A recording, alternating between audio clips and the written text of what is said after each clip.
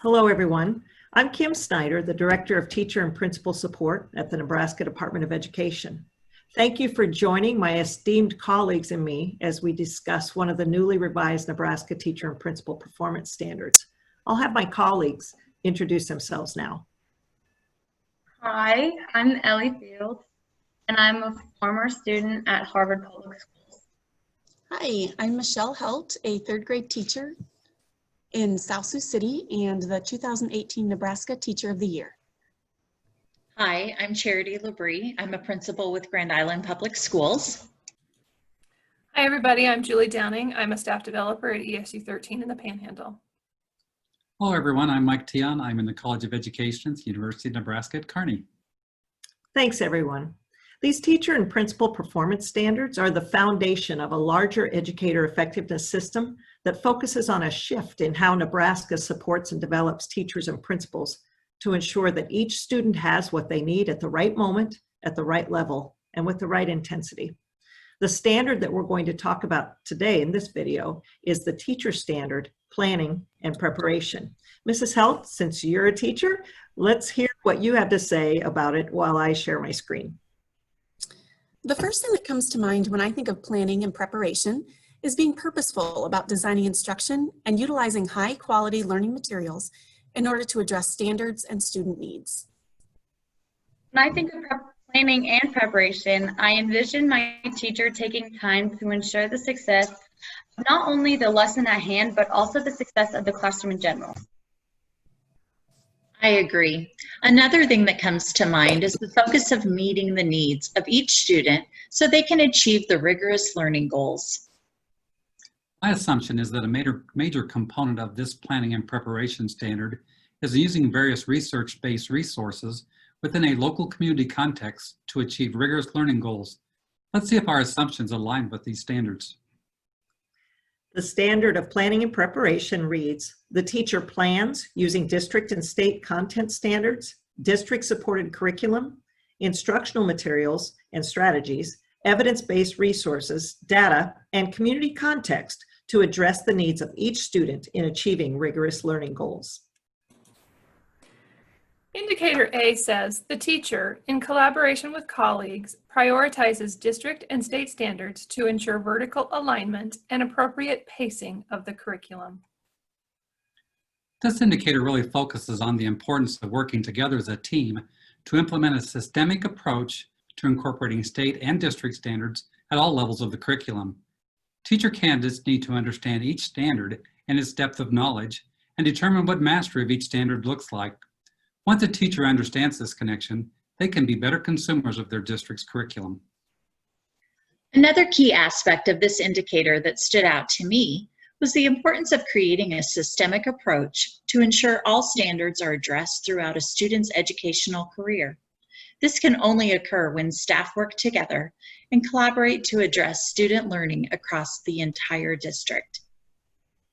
From a teacher's perspective, vertical alignment is paramount to ensure the necessary scaffolding is in place to enhance a student's opportunity to grasp key concepts at a very high level of rigor. When vertical alignment is in place, seamless learning can occur. After vertical alignment discussions, I trust my students have been taught and mastered the prerequisite skills needed in order to access grade level curriculum. This will allow each teacher to focus on their grade level content with confidence that their students are coming to them having learned the essential content in previous years. ESUs play a pivotal role in supporting educators in curriculum alignment efforts with collaboration about data through a lens of equity. As Mrs. Helt said, ideally students would enter every grade with the skills they need. In reality, flexibility and responsiveness to the unique needs of each student are prioritized. Systems of support, driven by data and teacher intervention, aim to create equity and achievement and growth for all students. Indicator B states, utilizes high-quality instructional materials within a locally determined curriculum to implement coherent units, lessons, and activities that reflect high expectations and enable each student to achieve district and state standards, learning goals, and instructional objectives. A teacher can become even more effective if they utilize high-quality instructional materials. Utilizing high-quality instructional materials ensures equity across grades and content areas. Not only does it ensure equity, but also allows teachers time to focus on student relationships, instructional strategies, and adjusting pacing and instruction based on student needs. With high-quality instructional materials in place, teachers focus on their craft and individual students, not what content to teach. What I really appreciate about Nebraska is the flexibility of each district to select these materials based on what is best for their students and the support from the NDE and ESUs to select these materials. When reviewing the major themes of the teacher performance standards, it is apparent that teachers must have high-quality instructional materials and a clear vision of coherent units. Learning must be sequenced and scaffolded in order to ensure each student has the opportunity to achieve the rigor of the standard. Sequencing instruction creates a clear path of learning for each student.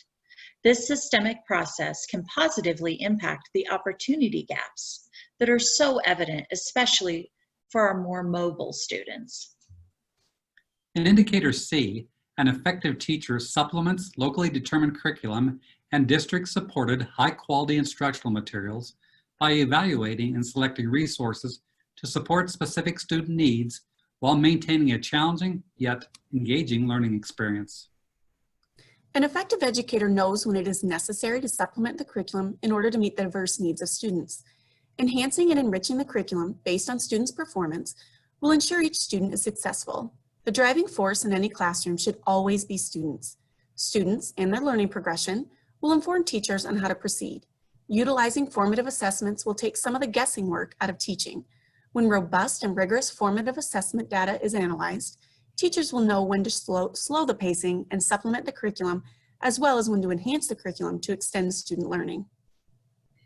It is also important to ensure instructional materials are high quality and truly enhance or support student learning. Student tasks must always align to the standard and the learning targets so students can see the correlation between their work and the desired learning. When tasks do not align, students will see the purpose as just completion of the task and not learning the content. Every Nebraska student and teacher deserves high-quality materials. ESUs partner with districts not only to help choose, but also to help implement high-quality materials with attention to best practice and the clear and compelling goals of the school and community. Research shows us collective efficacy on goals can move student achievement at a significantly higher rate. Believing in the mission matters. Indicator D states, uses all students' abilities, cultural norms, and personal, family, and community experiences to prepare for differentiated, relevant, and rigorous instruction. As a teacher, it is my responsibility not only to recognize my students' diverse personal experiences, but also to understand these diverse needs and prepare my lessons to ensure coherent instruction that enhances learning. An effective educator will also address the opportunity gaps marginalized student groups face, not by lowering expectations, but recognizing opportunity gaps exist and putting the necessary scaffolds in place to ensure each and every student is able to access the same rigorous curriculum. When thinking of the major themes of the teacher performance standards, data-based decision-making, and equity, it is apparent that when teachers understand and integrate students' diverse experiences into their instruction, each student's perspective can be heard and allows students to be valued contributors to the learning environment, resulting in increased equitable opportunities for all students. When equitable opportunities are in place, students take ownership in their learning and the learning of their peers. As educators, we are blessed with students who come to us from many backgrounds. It is critically important to prepare and plan for diversity in abilities and in culture for each of our lessons. Teacher preparation programs work to expose students to various cultures and backgrounds within experiential learning opportunities, such as completing a self-reflection of biases and arranging for observations and practicums in schools with high levels of diversity. A challenge to be addressed is in recruiting teacher candidates who look like our students. As student populations continue to become more diverse, it is important we work to grow diversity within our teachers. Indicator E states an effective teacher engages in collaborative school-wide learning communities that meet to reflect on professional practice, examine student data, and identify strategies directly applicable to improving instruction and learning. What really stands out to me are the collaborative communities within the school working together to interpret student data and using that data to drive instruction. While this step can make teachers feel vulnerable, let's face it, no one likes to put in the work and realize the outcome is not what you intended. It is a necessary part of growth. Effective educators are able to objectively look at student data and determine what professional practices were effective, resulting in positive data, and which practices were less effective. It is not enough to simply recognize the more and less effective strategies. Educators must be willing to adapt to improve student learning. An effective educator is open to collaborating with their colleagues, noticing when they were effective and when they were less effective, and then trying the strategies others found to work. This important work is not about depicting the perfect teacher. It's not about being the best teacher. It is about always seeking to grow and improve as a teacher. It is important to remember we are all working together to achieve great outcomes. We learn best when working side by side and focusing on the needs of each student. Learning communities are important as they provide a platform to work collaboratively with colleagues.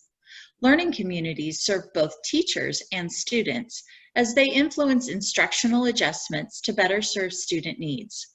They also provide additional learning time as peers have the tools to monitor one another and support one another's learning. When learning communities are done well, negative student behavior is minimized as students take ownership in their learning environment.